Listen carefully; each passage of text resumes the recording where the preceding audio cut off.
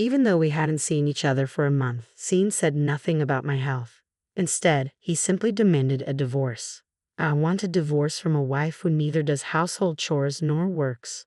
Don't expect any share of the property, he said with a smirk. Jessica stood beside him, grinning and clinging to his arm. All right, a divorce it is, I replied calmly. Scene looked surprised, but then he and Jessica exchanged smiles. Thankfully, Scene's thoughtless nature worked to my advantage, allowing my plan to proceed smoothly. After the divorce, I began executing my revenge plan against them. By the time it was complete, my health should have improved, and their regretful faces would be my victory.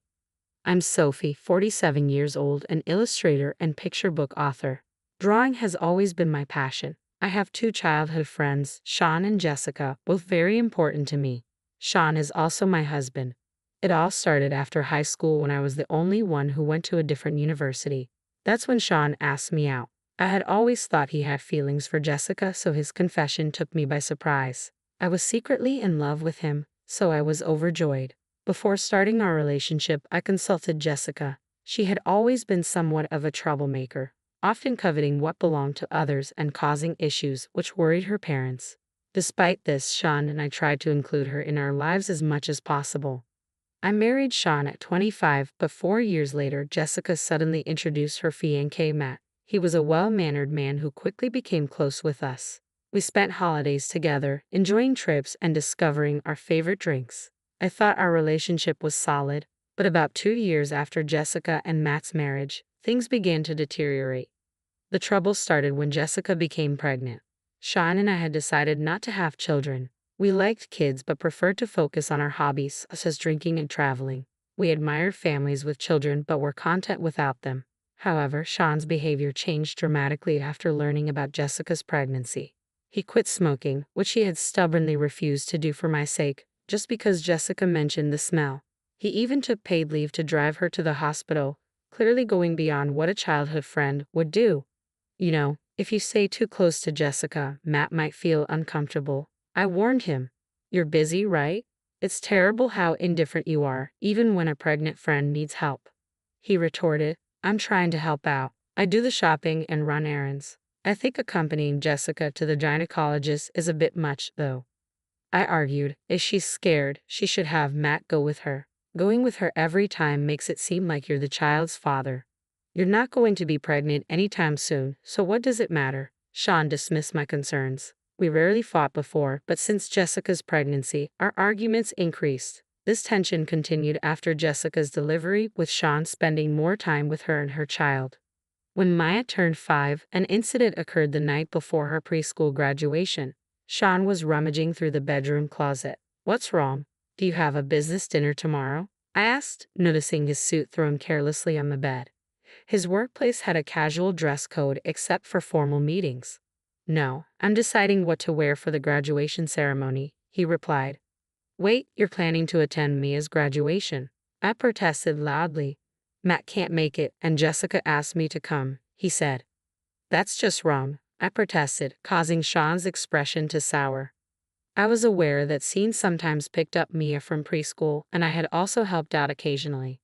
That level of assistance was acceptable, but it seemed out of place for a father's friend to attend a graduation ceremony in his stead, even if they were childhood friends. Are you still questioning my relationship with Jessica? Scene asked, disappointment in his voice. You can't be more supportive. It's not about that, I replied firmly. Regardless of what you say, I'm going to the ceremony tomorrow. Don't forget to iron my shirt. With that, Scene abruptly ended the conversation. Left with no other option, I reached out to Jessica. Hello, Jessica. About tomorrow? Oh, tomorrow? Yeah. I'm borrowing Scene, Jessica interrupted. Thanks, but won't Matt mind? I asked, concerned. What are you talking about, Sophie? I haven't even told Matt about the graduation. I'll let him know after it's over, she said. I was stunned. Jessica hadn't informed Matt about any preschool events, and it seemed like Sean was being passed off as the father. What are you thinking? This is incredibly disrespectful to Matt, just because you and Sean are childhood friends. Hey, what's wrong? You sound kind of scary, Jessica said. Well then, I'm counting on you for tomorrow, she added before abruptly hanging up. Fuming with anger, I still ended up ironing Scene's shirt, preparing his tie, and sending him off properly to Maya's graduation ceremony the next morning. After this incident, Jessica and Scene began spending more time together. What had been a monthly occurrence soon turned into weekly outings, and before long, they were meeting every 2 days. Matt seemed to notice something was off. One evening, when Scene and Jessica were out, Matt came to my house. "I'm sorry for dropping by so late, but something's been bothering me," he said. "Is it about those two?" I asked. "Yes," Matt replied, showing me GPS records he'd installed in Jessica's car.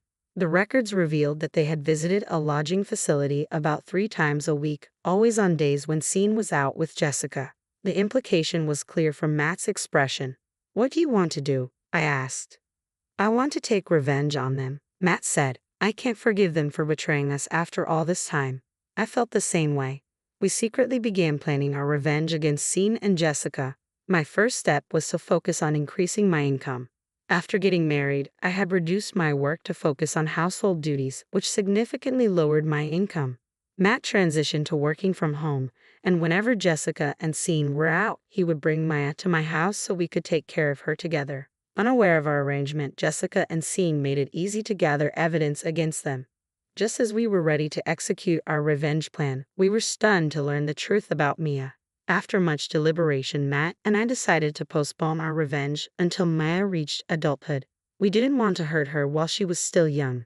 However, 10 years later, I was struck by a serious illness. It wasn't unusual for me to be hospitalized for a year or two, and though I could work from the hospital, I had to significantly reduce my workload.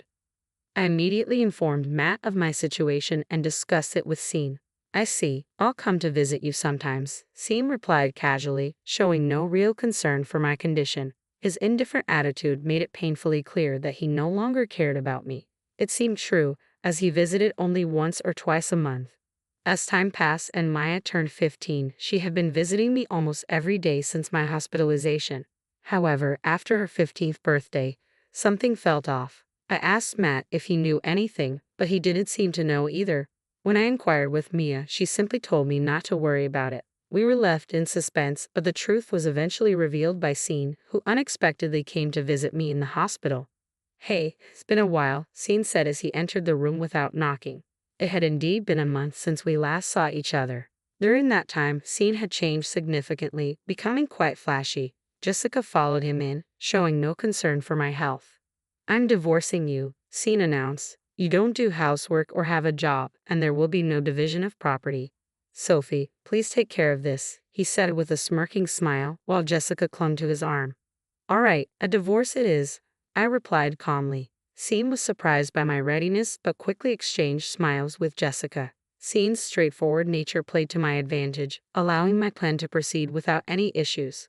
After the divorce was finalized, I began my revenge plan.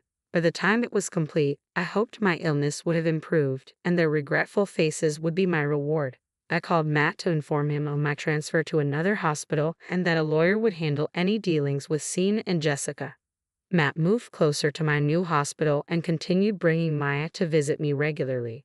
Despite Mia's sadness, her daily visits brought me immense joy. Meanwhile, I instructed Jan to dispose of the belongings I had left behind in my house. I had already moved all my personal belongings to the hospital room and wanted to ensure that nothing was touched by Scene or Jessica.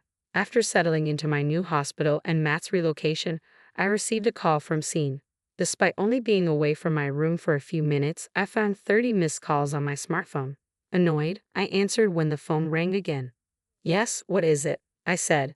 "Hey, what the heck is going on?" Scene's voice was agitated, and I could hear a confused real estate agent and Jessica yelling in the background.